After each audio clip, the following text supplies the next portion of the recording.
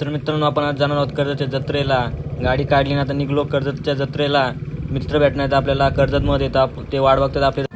तर मित्रांनो पोहोचलो आपण कर्जतच्या जत्रेमध्ये आणि खूपच गर्दी होती तिथं. तर जाऊ पुढं बघू कसं काय आहे. पुढे येऊन बघलं इथं पक्कीच मोठं पाळणं बिळणं लागलं. बरीच गर्दी दिसते इथं.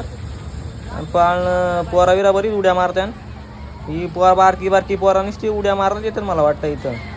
पाळणं बिळणं बरंच मोठे आहेत. बसून बघू आपण पाळण्यामध्ये. चला पाळण्यामध्ये बसायला आलो तर पकाच मोठा पाळणा आहे. काय करावं बसावं का नाही तर मागं पण जाता येत नाही. मित्र म्हणतो चल बसूच जाऊन. बसलो असा घाबरलो मित्रांनो.